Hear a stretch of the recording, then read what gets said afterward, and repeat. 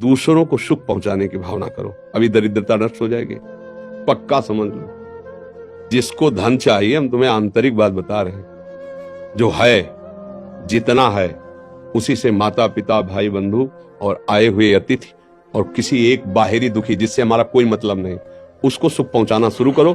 फिर देखो दरिद्रता नष्ट ना हो जाए तो हमें बता देना।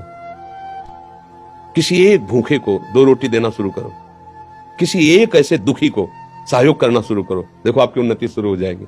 हम कैसा चाहते, किसी एक का छीनने को मिल जाए तो हम सुखी हो जाए, किसी एक को हम दुखी कर दे हम सुखी हो, ये सर्वनाश की बातें हैं, वही हमको भोगना पड़ता है। अगर हम धर्म से चले तो सर्वलोक महेश्वर भगवान, ऐसा नहीं कि वो देख, एक सेकंड भी कोई ऐसा नहीं जिसको भगवान नहीं देख रहे हैं, मान लेना।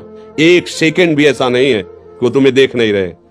सही ढंग से चलो, पीछे की बिगड़ी बना लो, आगे का मंगलमय मार्ग हो जाएगा। नाम जप करो, कोई नशा मत करो, जो अर्थ कमाओ, माता पिता परिवार को सेवा, और किसी ऐसे को जिससे बदला लेने का भाव ना हो। जैसे मान लो हमने आपको जल पिलाया तो कभी आप हमको हाथ जोड़ के भी राधे राधे कहेंगे, ऐसी भावना नहीं हो। ऐसे किसी की सेवा करो, किसी पशु, किसी पक्षी, किसी ऐसे व्यक्ति की, वो तुम्हारे लिए इतनी जोर का काम करेगा कि सब व्यवस्थाएं बननी शुरू हो जाएंगी।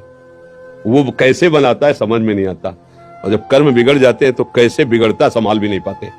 इसलिए उसको रिझा लो, सारी बात बन जाएगी। भाई वो वृद्ध कोई ऐसा भूखा प्यासा बीमार पड़ा हो, इन बातों पे लोग ध्यान नहीं देते।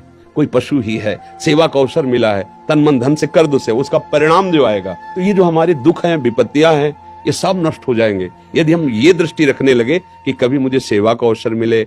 जो असहाय हैं, जो असमर्थ हैं, ऐसे मान लो पशु है, अब वो क्या कहाँ दवाई मांगेगा, कहाँ इंजेक्शन, अब उसका पैर टूट गया है, उसको ले जाएं जहां पशु अस्पताल, उसको दवाई करवाएं, उसको जब तक थोड़ा ठीक ना हो जाए तो उसको खान पान की भगवान रीत जाएंगे। सच्ची मानिए, पर ये बातें सबकी समझ में नहीं आएंगी।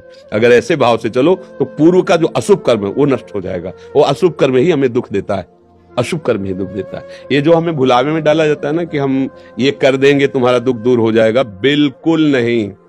ये हम मतलब बिल्कुल अनुभव की बात कहते हैं। इस भुलावे में कभी न फंसो, बिल्कुल इन बातों, अपने कर्म को शुद्ध भाव से करो, किसी से आशीर्वाद मांगने की जरूरत नहीं है। भगवान सबके है, जैसे हमारे ना वैसे तुम्हारे हैं।